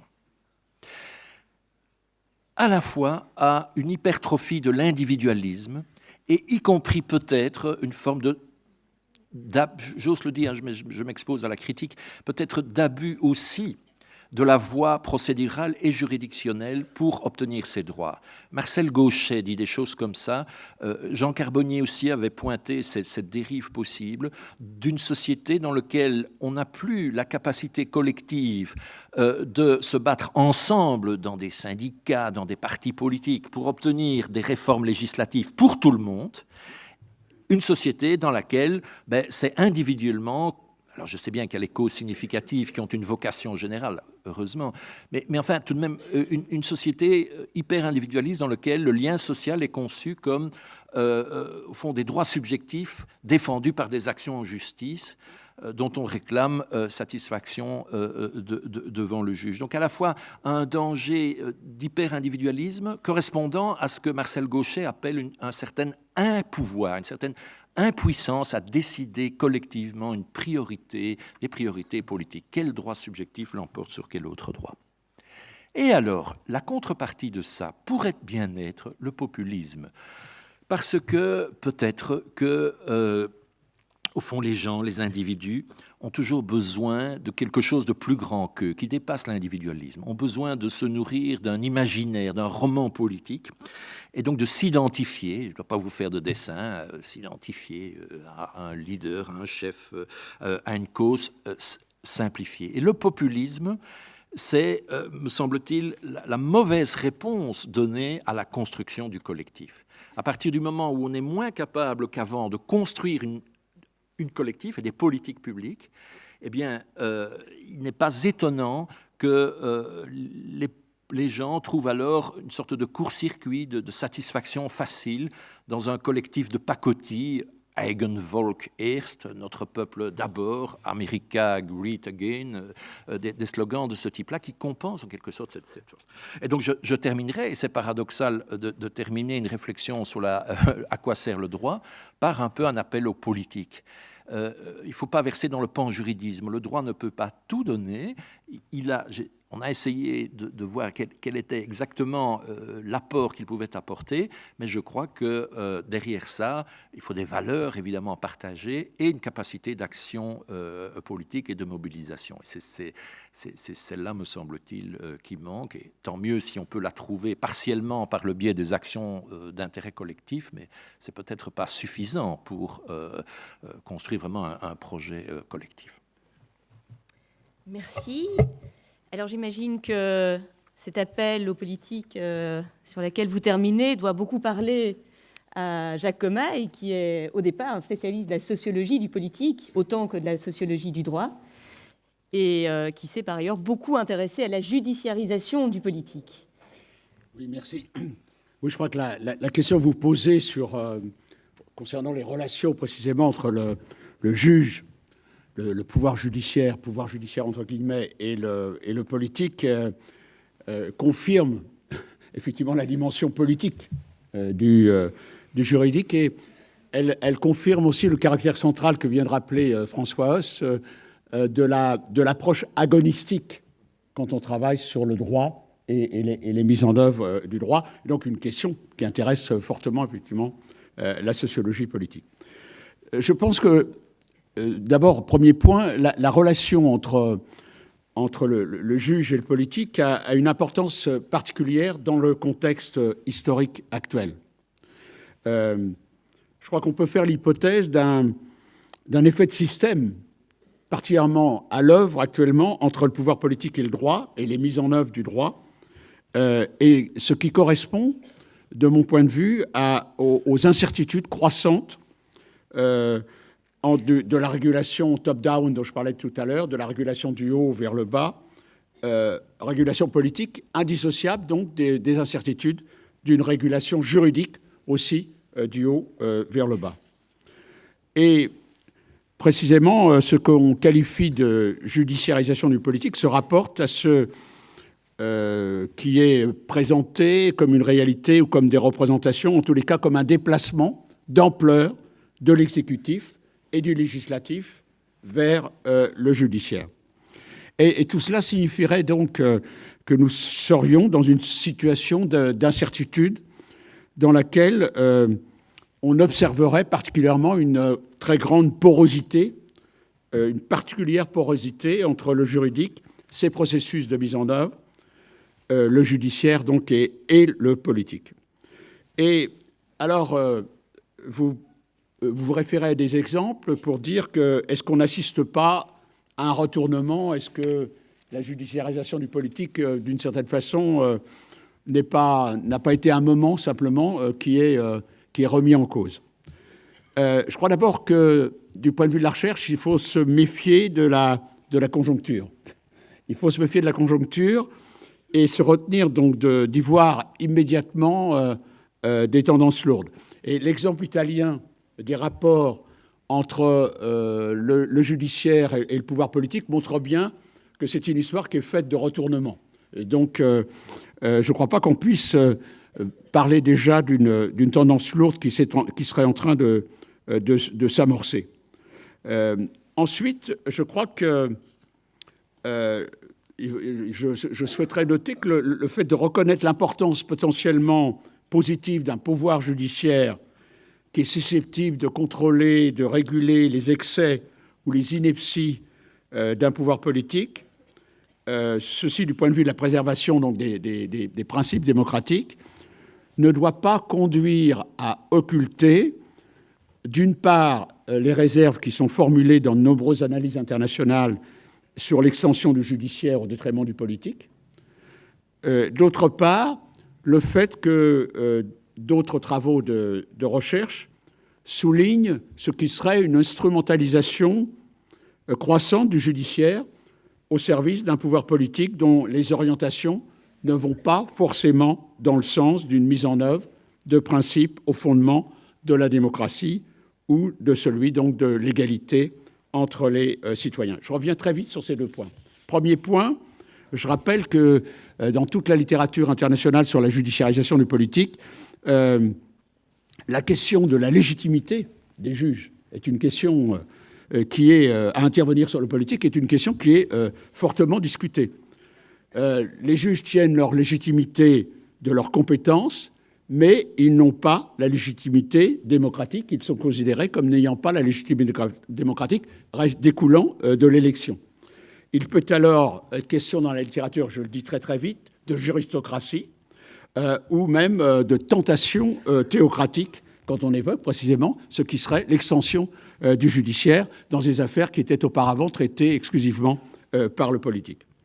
Et puis, certaines analyses critiques vont encore plus loin, puisqu'elles parlent de connivence, d'une certaine façon, entre les élites judiciaires, les élites politiques et les élites économiques pour éviter les arènes traditionnelles du politique et éviter donc contourner les arènes politiques consacrées.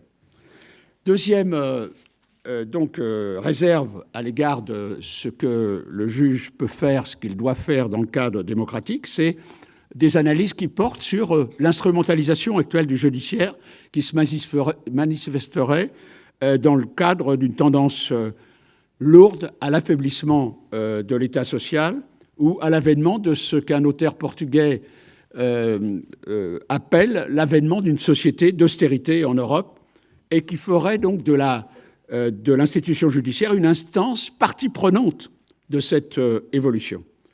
La justice, donc, ferait d'une certaine façon système avec le pouvoir politique pour individualiser le traitement des affaires, redonner de l'importance à la responsabilisation individuelle, réprimer plutôt que de protéger, au sens de la protection sociale. Et donc, il me semble que les enjeux que soulève, enfin, votre question permet de suggérer des enjeux extrêmement importants auxquels la justice est confrontée face aux politiques. Et pour dire les choses rapidement, ces enjeux sont de trois ordres, me semble-t-il. Premier, surmonter pour la justice la crise générale des institutions, de croyance dans les institutions de façon générale. Et crise de croyance qui nourrit le populisme et que le populisme alimente, d'ailleurs, cette disqualification des institutions et notamment de l'institution judiciaire. Deuxième point, ne pas s'inscrire comme pour la justice, ne pas s'inscrire comme simple rouage de la mise en place, effectivement, d'une société d'austérité au point d'inscrire la fonction de justice dans des mises en œuvre du droit, d'un droit conçu, comme je l'ai dit tout à l'heure, comme instrument de visée uniquement pratique, de telle sorte que les juges sont eux-mêmes inscrits dans une sorte de règne de la normativité gestionnaire, réduits au rôle d'acteurs bureaucrates ou experts, et simplement soucieux d'assurer donc la mise en œuvre de normes juridiques en apparence sans finalité en termes de valeur. Troisième et dernier point important, je crois qu'un des enjeux précisément auxquels la justice est confrontée, et ce que révèlent les tensions actuelles entre la justice et le pouvoir politique, c'est comment favoriser l'espace judiciaire comme un espace véritablement de délibération et à l'écoute, je reviens à mon leitmotiv, à l'écoute des droits d'en bas, des droits d'en bas. Donc en concordance avec la poursuite de l'idéal démocratique. Je crois que les dérives du politique, qu'on observe notamment dans cette remise en cause de la justice, ne dispensent pas d'une attitude critique, au sens positif du terme, de la justice, pour réfléchir sur les conditions où elle pourrait s'inscrire plus qu'elle ne le fait actuellement dans le projet démocratique. Bien, merci à Jacques Commaille pour cette réponse. Merci à François Host également. Voilà, on a pris du temps, mais on a pris du temps pour déployer un certain nombre de tensions. Le champ du droit est loin, comme ça a été dit plusieurs fois, d'être un champ plane, linéaire, organisé, malgré son vœu de linéarité, d'organisation et de configuration paisible. Alors, on va passer à quelques questions. Pierre d'Argent. Merci beaucoup à nos deux orateurs d'avoir accepté l'invitation de la faculté et pour les propos qu'ils nous ont, très éclairants, qu'ils ont tenus. À quoi sert le droit ? Je voudrais revenir à Monsieur Commaille, vous évoquiez, si je me souviens bien, Monsieur Suppiot qui dit le droit comme marchandise. Est-ce que là, et c'est un peu une boutade, mais est-ce qu'il ne faut pas partir de là ? À quoi sert le droit ? Si on se regarde chacun dans cette salle, il sert au moins à ce qu'on gagne notre vie. Et j'imagine que les étudiants qui sont en faculté de droit se posent la même question ou vont utiliser le droit en grande partie de cette manière-là. Alors c'est une boutade, mais est-ce qu'on peut penser le droit sans la classe des professionnels que sont les juristes ? Et finalement, est-ce que dans la crise actuelle qu'on identifie, quand on parle de crise du droit et de populisme, etc., la question, c'est pas tellement la critique des institutions qui est en cause, me semble-t-il, c'est la critique d'une élite éduquée qui monopolise ces institutions et auquel finalement on a le sentiment de ne plus pouvoir avoir accès soi-même, Alors c'est vrai que le droit est toujours, pour être médiateur, il est un discours professionnel de justification, il est servi par une classe de professionnels, mais est-ce qu'il ne faudrait pas, d'un point de vue sociologique, aussi s'interroger sur, quand on réfléchit à quoi sert le droit, prendre en compte cette question très concrète de la classe des professionnels qui font le droit et qui l'utilisent et qui servent de médiateurs. Et à un moment donné, la médiation devient une forme d'usurpation. Et c'est sans doute là que les questions coincent, n'est-ce pas? Enfin voilà. Mais il faut être honnête vis-à-vis de soi-même, d'abord, et le droit sert quand même aussi à grand nombre d'entre nous à survivre de jour en jour à travers l'existence, n'est-ce pas? Vas-y, Jacques. Oui, votre réponse me stimule beaucoup. Je la trouve très importante. Très importante à deux niveaux. La première, c'est effectivement, je crois qu'il faut faire attention quand on dit le droit. Une entité. Et la réaction du chercheur de sciences sociales, c'est de dire derrière le droit, il y a des acteurs. Et effectivement, je n'ai pas repris l'économie de mon livre, mais il a trois parties aussi. La première partie donc, est consacrée précisément en quoi le droit est une construction sociale et en quoi les professionnels du droit ont un rôle d'acteur qu'il convient d'analyser. Qui sont ces acteurs? Comment les situer culturellement, historiquement, socialement, idéologiquement? Vous avez raison, c'est très important. C'est-à-dire, je crois que cette question de la mise en rapport du droit avec les acteurs, et notamment avec ceux qui sont censés, qui ont la vocation de l'exercer, de le mettre en œuvre dans la société, est une question extrêmement importante. Et là, effectivement, il y a sans doute la culture du chercheur de sciences sociales qui, tout de suite, insiste et souligne l'importance de cette mise en rapport, et notamment, d'où je l'ai évoqué trop vite tout à l'heure, la distinction que je fais éventuellement entre la réalité des phénomènes juridiques et les représentations sociales dont les phénomènes juridiques font l'objet.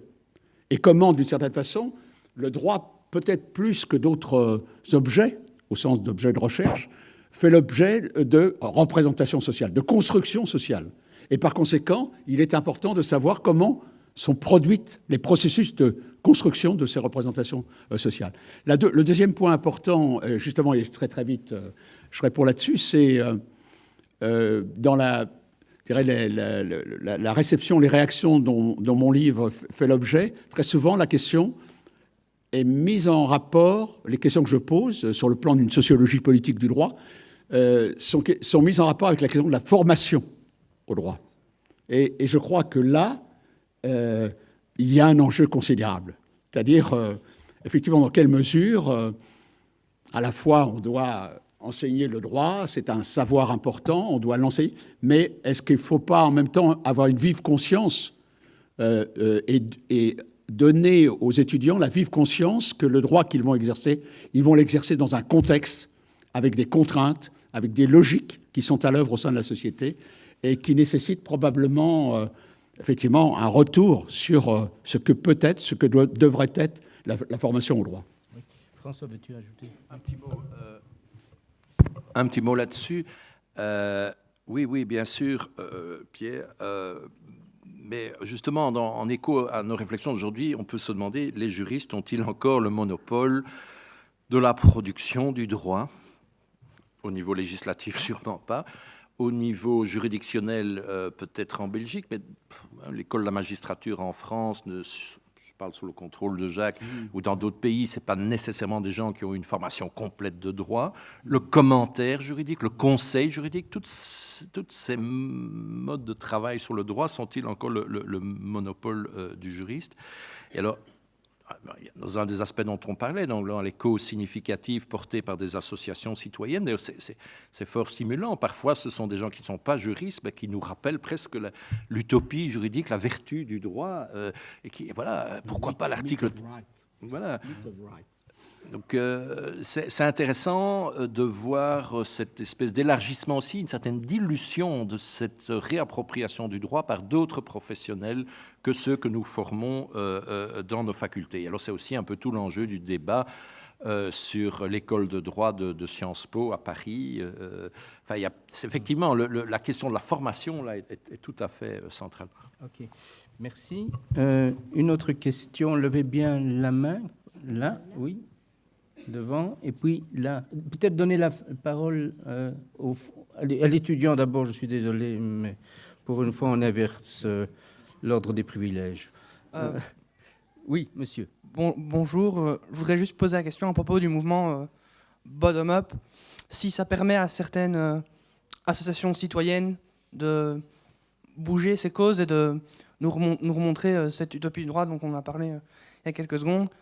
Il n'y a pas aussi un danger que certains mouvements, certains citoyens qui sont favorisés dans la manière dont ils peuvent s'exprimer dans l'espace social, hijack cette possibilité du bottom-up et remettre une certaine domination qui a juste changé de sens, mais qui a quand même le même sens pour certaines populations, certaines catégories de populations qui sont dominées. Donc voilà. Oui, on va prendre une deuxième question. Tout de suite. Oui, oui, Philippe Coppens. Si ça marche. Oui, on m'entend, oui. Oui. Merci beaucoup. J'avais une remarque et une question. La remarque, c'est à vous entendre, j'ai l'impression que le titre de vos livres n'est pas très bien choisi. Ce serait plutôt comment servir le droit. Et j'ai l'impression à vous entendre que le droit est très déshumanisé, et que pour servir le droit, il faut le réhumaniser. Et une des manières de le réhumaniser, c'est de reconnaître les droits d'en bas ou de relier les sources formelles du droit à ce qu'on appelait les sources matérielles du droit. Et c'est vrai que cette liaison, en tout cas dans les études de droit, ne se fait plus énormément. Et donc, effectivement, c'est ce que Durkheim a montré à de nombreuses reprises, c'est que le droit rend explicite une normativité qui est implicite, mais que dès qu'on analyse un fait social, c'est toujours un fait normé. Et alors, j'ai une question à François. Sur la secondarité du droit. Alors, je pourrais être d'accord avec cette idée si la secondarité du droit est entendue au sens du droit formel, mais certainement pas si le droit est conçu comme un système de normes. Parce que aimer ou manger ou dormir ou marcher, ce sont des activités normées. Et donc, je ne pense pas que si le droit est entendu dans un sens beaucoup plus général, au sens de normes, il y a une secondarité du droit. Il y a une secondarité du droit, par exemple, comme je le disais, au sens durkheimien, où le droit rend explicite un fait social normé. Merci. Bien, merci. Alors, je vous donne à l'un et l'autre la parole. Peut-être, François, tu pourrais commencer. Oui. Hijacking des citoyens. Oui, donc sur la question des bottom-up et de la différence de capacité des acteurs à accéder aux juges, oui, mais alors, voilà, comme disait Hannah Arendt, on est plus fort collectivement, et c'est à ça que servent notamment les associations ou dans les relations de travail, les syndicats, des choses comme ça. Plus fondamentalement, je suis sensible à ce que Jean-François Lyotard appelle le différent. Il attire notre attention sur le fait que, dans certains cas, celui qui subit un préjudice, qui est attrait dans une décision de justice, ne se retrouve même pas dans le vocabulaire, dans le langage, et a fortiori dans les valeurs et dans le code utilisé en toute bonne foi par le juge pour trancher ce que le juge prend pour un conflit classique. Et Lyotard distingue le contentieux classique où les deux parties partagent les mêmes valeurs et les références aux mêmes normes. Bien sûr, je préfère gagner plutôt que perdre, mais enfin, c'est la règle du jeu. Parfois, je gagne, parfois, je perds. Tandis que dans un différend, c'est plus grave. Il y a incommensurabilité, non-traduisibilité entre l'univers d'une des parties et l'univers du juge et peut-être de l'autre partie. Exemple, les procès faits à la fin du 19e siècle aux États-Unis aux rares Indiens qui protestaient quand on les poussait toujours plus vers des terres incultes ou désertiques et tout simplement, ils ne se retrouvaient pas dans le discours du juge. Je ne sais pas si Jacques répond à ça, puis on revient sur les questions de Philippe Coppens. Oui. Enchaîne peut-être.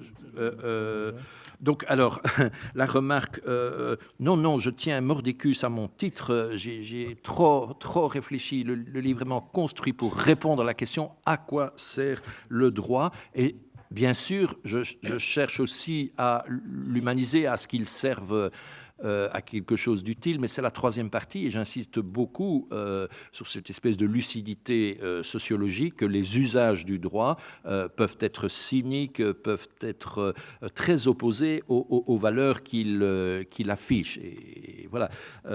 Et sur le plan des fonctions, je pense que ces fonctions sont ça c'est plus discutable, enfin, relativement neutres et qu'elles peuvent être utilisées pour le bien ou pour le mal. Et j'invite vraiment à lire ce livre de la plus grande utilité d'Olivier Jouan-Jean, intitulé « Justifier l'injustifiable, le discours de l'ordre juridique nazi ». Et il montre que pendant quelques années, il y avait des cours de droit, des facultés de droit, des jugements, enfin tout un appareil juridique, mais qui était dévoyé, dénaturé, parce qu'il ne servait pas les finalités qui nous sont sympathiques.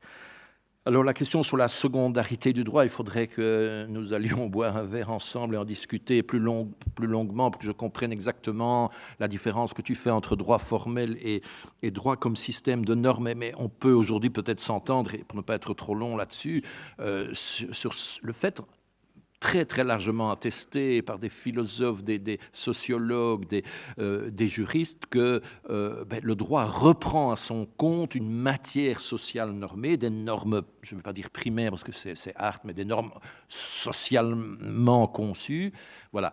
Et puis que là-dessus, le droit secrète tout un appareil formel, réflexif, de normes secondaires, alors pour le coup, des normes de changement, des normes de sanction, des normes sur la validité, etc.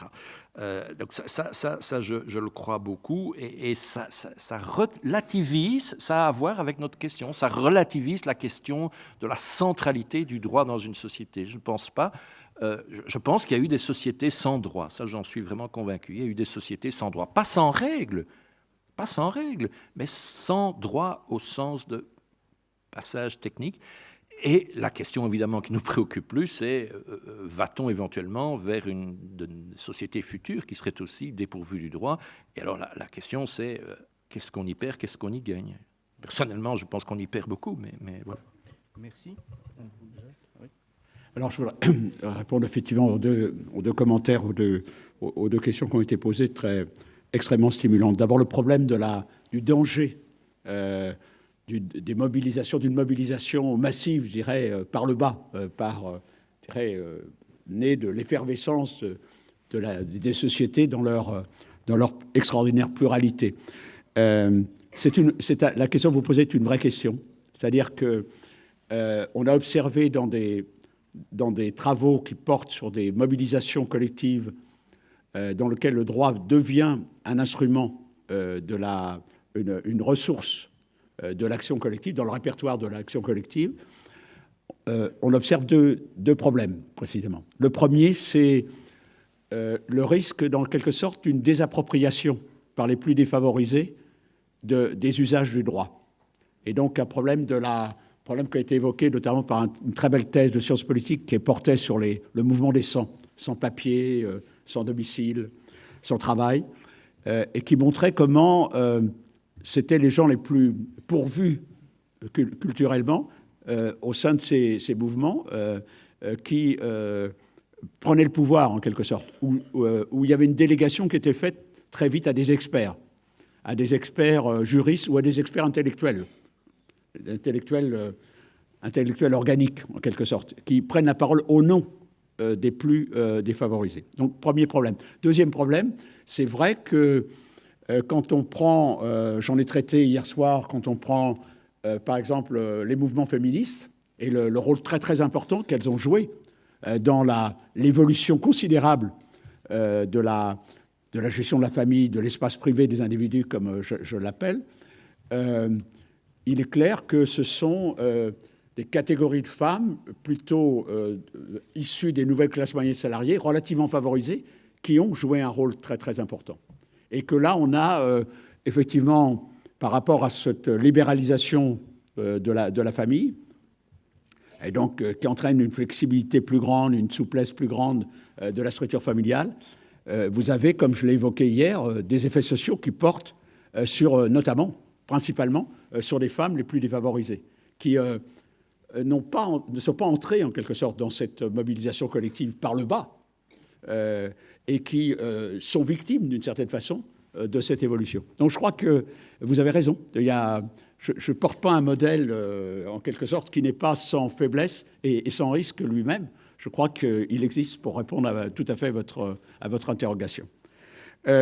Deuxième point qui me paraît tout à fait intéressant sur la question du droit formel. Et là, moi, je mettrais l'accent. Alors, je pense qu'on est dans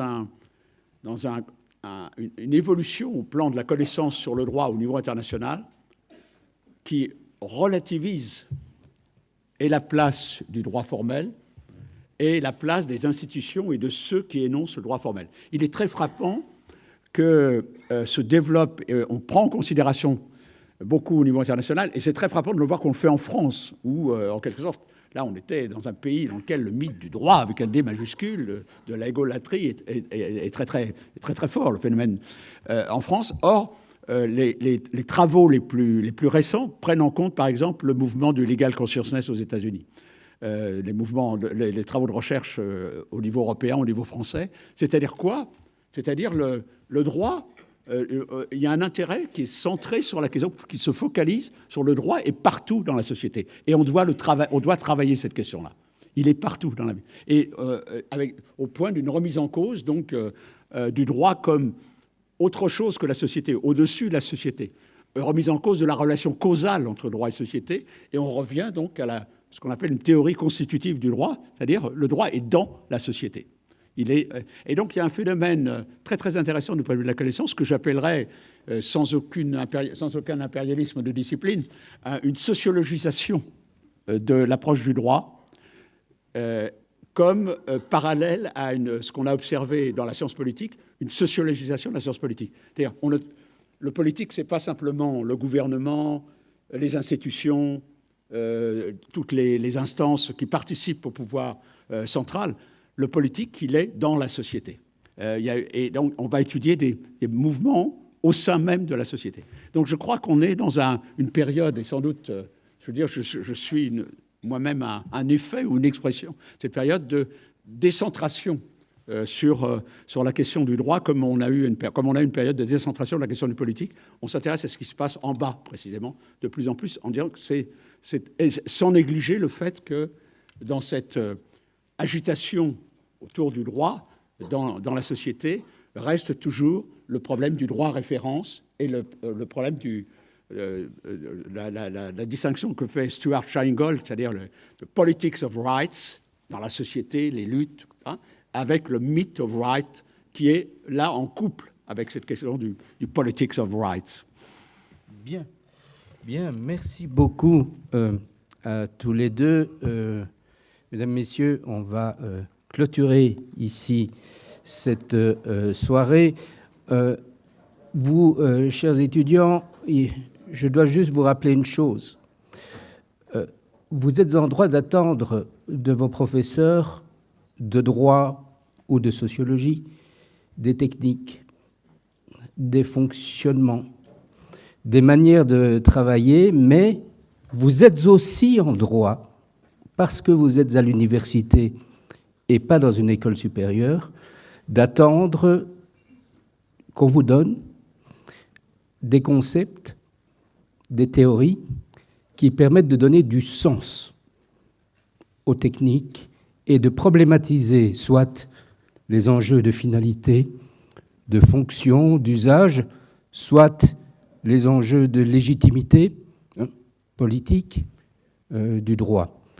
Cette conférence qui a été voulue par le Louvain Global College of Law s'inscrit dans cette préoccupation fondamentale de l'université, qui est par ailleurs déclinée dans des cours ou dans des aspects de vos cours.